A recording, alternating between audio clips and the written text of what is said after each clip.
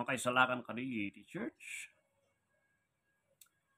Ng pastor, iti Ephesians chapter 4 verse 23, isuti kanan nga bagbagada nga iti sikta iti church kat isuti man isalakan. Mabaling kadi pastor, ilalawag mo man kadi iti bersikulo iti Ephesians chapter 4:23, no talaga nga iti church, iglesia, isuti man isalakan ti tao.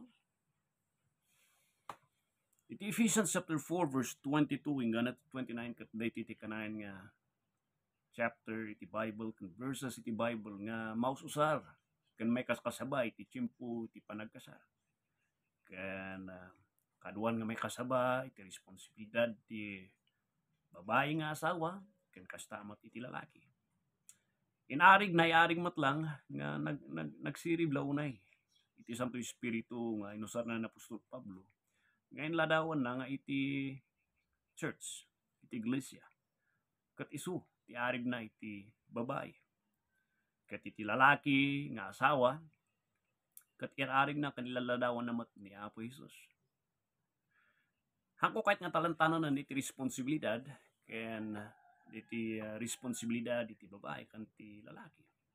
Kahit kung agdive nga dagos si jay verse 23, nga kat kung betaken nga dagos di bersikulo, nga i-clarify tayo man. No adaba nga talaga iti panakabalin iti church. Nga masapul nga agbaling nga membro ka iti church tapno may salakan ka. Agpaisuba di ay. Kuna na di verse 23 ti chapter 5 ti Ephesians. For the husband is the head of the wife, even as Christ is the head of the church. So agrugiat ni second nga phrase, tadi first nga phrase na di kat deta ti responsibilidad ti asawa nga lalaki.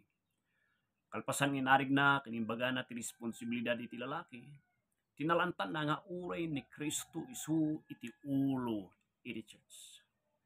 Kat kuman nga iba kada kayo sino ti ulo iti church. Iti verse 23, ibagbaga na kada tayo iti ulo iti church nga awan sa balinohan nga ni Apo Jesus. Haan nga ti ministro, haan nga iti pastor, haan nga iti pope kan awan ti sino man nga padi dito daga kan maysa nga mga kasaba nga mangibaga nga isuna ti ulo nga church. Hanga gapus ta isuna kat nagadutin inted na kan indundunar na iti maysa nga local church. Kat adda ti kalintegan na nga isunat agbalbalin nga big boss iti church nga no nya ti kahit nakatuon mat nga uwan iti tao ta isu ti mangyari tata.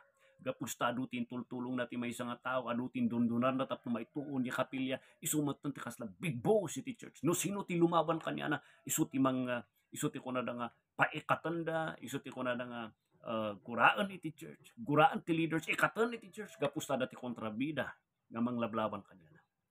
Agbasbasol ka iti sanguanan iti church no sino ka man nga mangdikdiktar ken magmandar ken mangalalay ti lugar ni Apo Jesus iti church no takawam ti lugar na. Ni Apo Jesus lang iti ulo iti church ket iti Apo ni Jesucristo idadaulo na iti church na babaan iti sauna. So di ko nata yung amin nga susuro nga awan iti saw ti Dios. No awan na iti saw ti Apo. Uray pa kunam nga nagadutin tulong na dayta nga tao. Nalailaing dayta. No awan ti batayan na ti saw ti Dios. Haan tayo nagpaituray. Kanagpauto-uto. Nga tanggalan na. Dagiti nga tatao. Iti church. Kan trabaho ti Apo. Ni Jesus lang babaan ti sauna isu iti mangtengel kan ulo iti church. Isu nga iti maysa nga mga kasaba napukaw na ti otoridad na nga kasaba no inmadayon isu na ti sao ti Dios. No awanan ti sao ti Dios ti apan na ikaskasaba. Isu nga very important dijay. Ni Jesus ti ulo kat idaulo na iti church na. Babaan iti sauna awanan daduma. May kadwa kuna na jay he's the head of the church. Sino iti ulo no iti lalaki iti balay ket isu ti ulo ket ti babae isu iti bagi kini Kristo isu na ti ulo ket ti bagi ni Kristo ket isu iti church. kat kung ay clarify kan i-define tayo man iti church. Anya ti church? Iti church kat haan nga kapilya, haan nga diay balay nga pagimgimungan. Ti awag tayo diay paggimungan or kapilya. Iti church kat haan nga diay fellowship lang agurunong kayo nga kankantan, agsangsangit kayo kat church diay. Ti church kat haan nga Bible study nga Bible study kat ti church kat grupo dayta iti maysa, dua, talo nga iti maysa nga lugar inawat da ni Kristo Jesus nga manubot ken mangsalakan da ket nabautisaranda kinayat da nga nagsapata ti sangwanan iti Dios babaan iti bautisar nga isu ti panakaingayon iti maysa nga tao iti local church nga ti panggep da no nga maingayon ni jay tapno ituloy iti misyon ni Kristo ijay lugar ngayon da isu tiket na nga sawon iti church grupo ti tao nga nayaban iti maysa nga komunidad, maysa nga lugar nga da iti mission nga kaya masapol nga ituloy da. Dijay iti church. Isu nga nagba-Bible study lang, ngawan iti panakabautisar, ngawan di panagsapata ti tunggal maysa nga itakder da di trabaho ti Dios. That is not a church. It is just a gathering, a fellowship. A church is more than a Bible study. A church is more than a fellowship. A church is a gathering iti naisalakan iti ebanghelyo nga tattao. Nga nalpasan nga naisalakan da. Nagsapatada babaan iti bautisada. Nga agmaymaysada iti maysa nga lugar nga itakder ti misyon ni Kristo Jesus. Ecclesia, the called out ones na iyaban iti lugar nga diay. Very important. Ada ti dua nga church nga sarsaritaan kan tuktukuyon iti Bible. Yung muna nga church nga sarsaritaan iti Bible kat he is referring to the local church. Dayta di makikita tayo nga gimgimong iti Domingo nga magmagnada pandag-urnong makita tayo isuda. Ada iti kapilya nga pag-urnongan da. Nabautisaran da kat adari kapilya kat itaktakder da iti trabaho jay. That is a local church. Grupo ti tao ti maysa nga barangay, komunidad nga nagmaymaysada di nga banda, nagsapatada baban ti panakabautisar, nga itakder ti trabaho ni Apo Isus. Ijay lugar da. That is a local church nga ada di. The local church ti Corinth, local church iti Ephesus, local church iti Philippi, Colossae, Thessalonica, Antioch, Jerusalem. Those were iti kunatayo nga local church. Kat iti maysa nga tao tapno agbaling nga membro kay di local church nga diay masapol inawat mo nga pudpudno ni Kristo Jesus nga manubot ken mangisalakan mo. May kadua naawatam ti kapapanan iti panagbaling nga membro ken kayat mo agbaling nga agsapata di sangwanan iti Dios nga takderan dayta nga pamatim. Ipubliko mo nga ipukaw ti sangwanan ti tao nga naisalakan ka. Ken isapatam nga agbaling ka nga napudno di ta simbahan nga rita. Babaan iti panakaya, bautisan mo. Takpiram, may ngayon ko na itang grupo, ti tao nga nayaban, nga nagmaymaysa iti ebanghelyo, nga itakder ti minsay, kan misyon ni Kristo dita nga lugar, ayan nyo. Deti panagbalin, nga kunatayo, nga membro, iti maysa nga local church. Kako lang mat nga mawatan, nga adadag iti hanakat na sawon nga na membro ti local church, kat na isalakanan.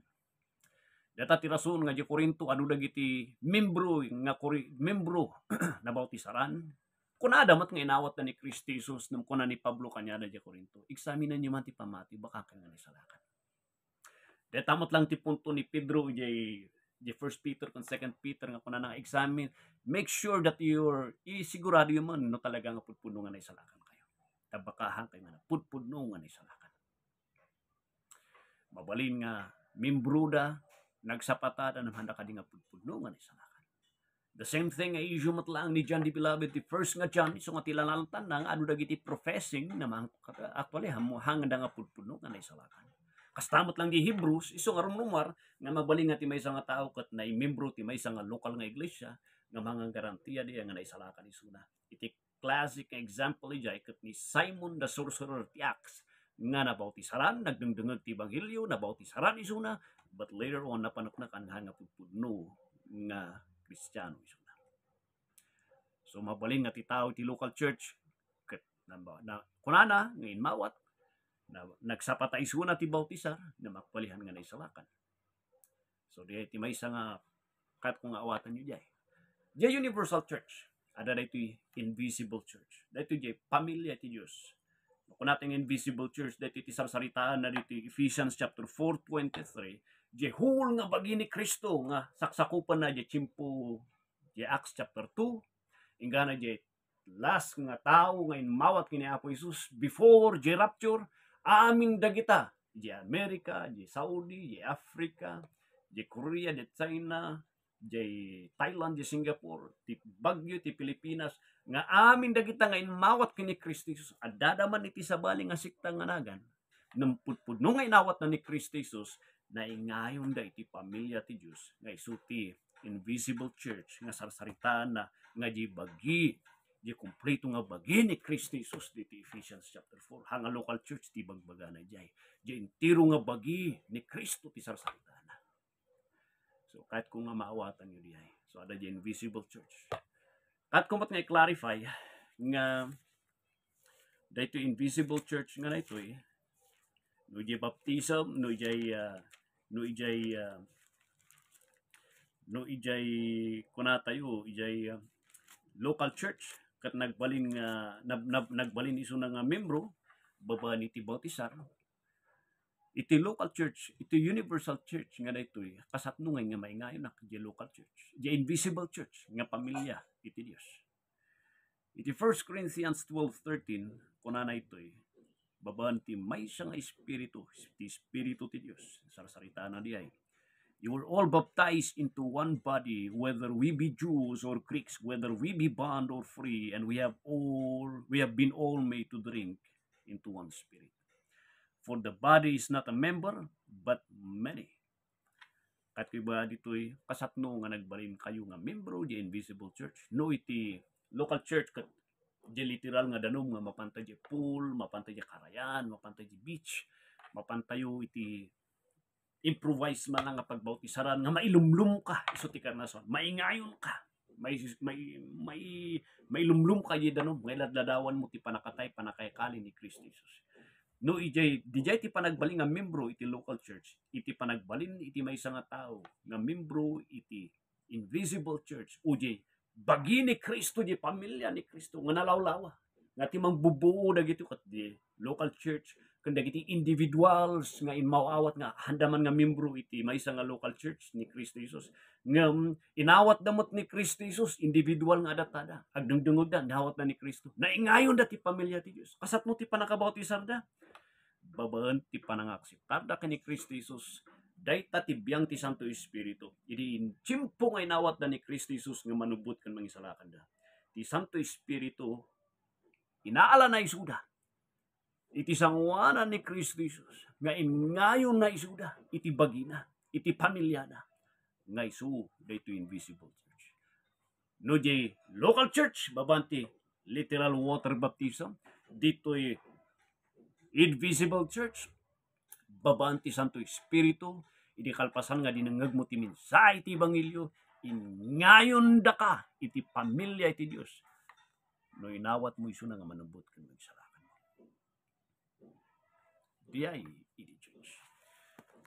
Apan tayo dito'y kunana dito'y sumarunong phrase, and he, sino di he referring the head ni Kristo, is the Savior of the body. I-clarify tayo. Hanang baga nga jay bagi ada pa nakabalin na nga mangisalakan iti bagina. Hanang baga nga inted na ti otoridad jay bagina nga no sino ti maingayon kanya na ada ti panakaisalakan kanya.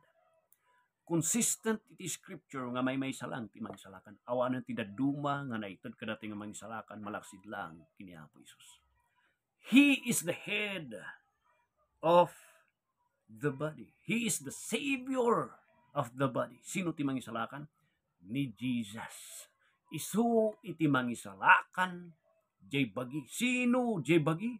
Isu da dagiti nabautisaran. Isu da dagiti ngayon iti nabautisaran ti Santo Espiritu. Ngayon na iti bagi ni Kristo. Kasatno babaan jay Ephesians 1:12-13, Ginakalpasan nga indinungog dati minsay ti kinagpayso ti ebanghelyo na bautisaran dati Santo Espiritu na nagtalinaed ti Santo Espiritu kanyada, and that was the baptism iti Santo Espiritu that they were also added. Na ngayon da iti pamilya nga dakkel nga pamilya ti Dios, referring to the invisible body. Di Acts chapter 2, gana ti tao nga may imawat kini Kristo Jesus before the rapture. Uray man aday sunat isabali nga sikta or individual man lang suna no pudpuno nga inawat na ni Kristo Jesus. Na ngayon isuna daytoy nga pamilya nga invisible nga bagi ni Kristo. Hangko nga makita daytoy no ti local church makita tayo every Sunday. Daytoy kat hantoy makita. Mabaling nga hanuman nga makita nga nakabadoy suna ng pudpuno nga ina. Na pang Sunday service ng pudpuno nga inawat na ni Kristo Jesus nga manabot kan mangisalakan.